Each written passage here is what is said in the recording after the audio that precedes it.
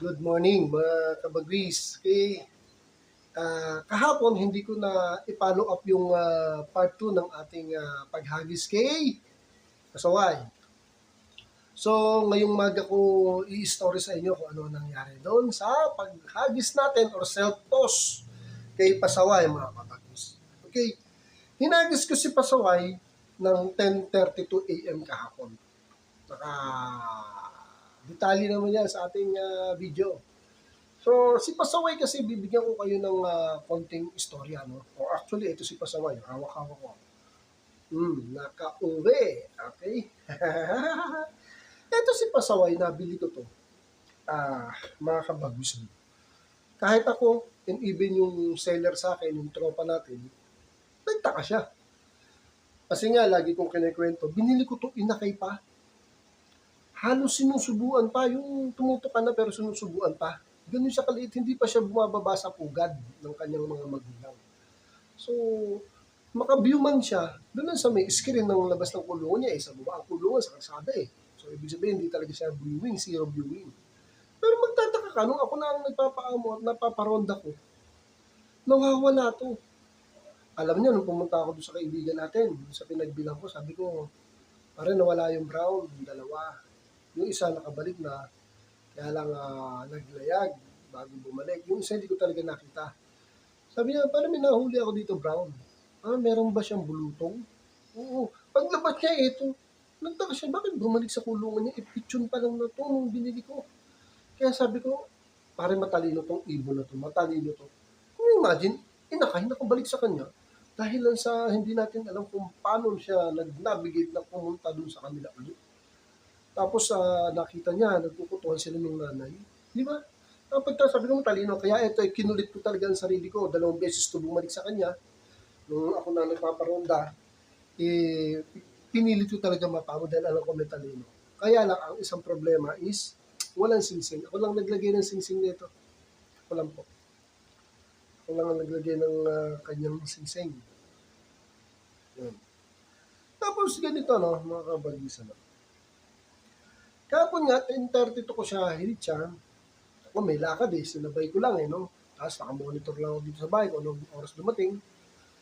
So, sabi sa akin ni Mrs. na dumating yung ibon, mag-i-11. So, minutes lang. Pero malapit lang naman yung hinagisan ko ng Santos natin, ano? Pretel lang yun eh. Kasi from Caloocan, tapos Paho, boundary ng Manila to Caloocan, tapos mga ilang minuto, 10 minutes, 15 minutes, nandun na sa Solis.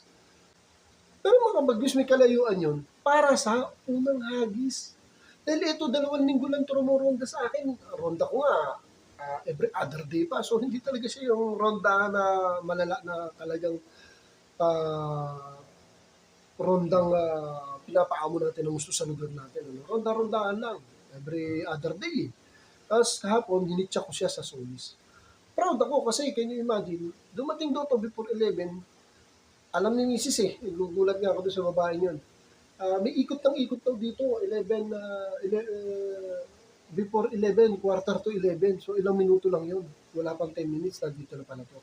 Sabi niya siya yun. Ikot ko ng ikot ang tagal. Sabi ko baka hindi yun, baka iba. Hindi, yun talaga. Brown, sa ikot, ikot ng ikot.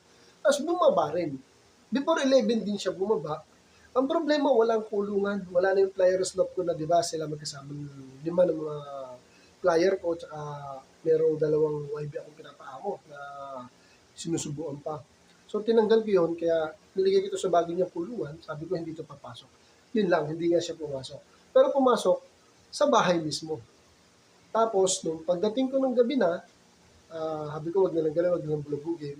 Hindi siya pumasok doon sa bagong kulungan, nandun na siya sa ilalim ng kulungan. So, dinakma ko na. Ayun na istorya niya, napakagaling. Nakikita natin mga kabagwis kung marunong ba ang ibon o hindi. Yung pa lang na inakay siya, nakauwi sa nanay.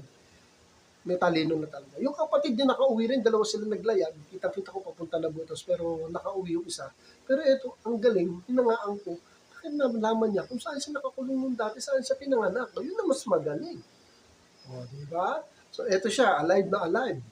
Dapat nga ngayon, ihahagis sa Divisoria. 2 silang magkapatid na, kaya lang si Mrs. may lakad ng Tondo General, hindi na niya mapanakan. So yung mga kabagwis ko, ganito ko lang nakakatuwa. Napakahusay nito. Abangan natin, YB na YB pa yan. No? Hindi pa ka nagpapalit balahibo. Napakahusay nito. So, salamat sa iyo, Pasaway. Ito si Pasaway.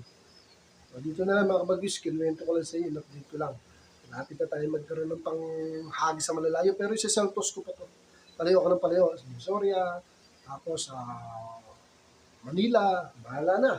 Bahala na sa palayo ng palayo. Tsaka tayo sasali sa south ng club para truck na mismo maghahagi sa amin. Okay? So, dito na lang mga kabagis. Ang galing. Thank you sa inyong prayer din na nakabalik. See you next time. God bless. Thank you for watching.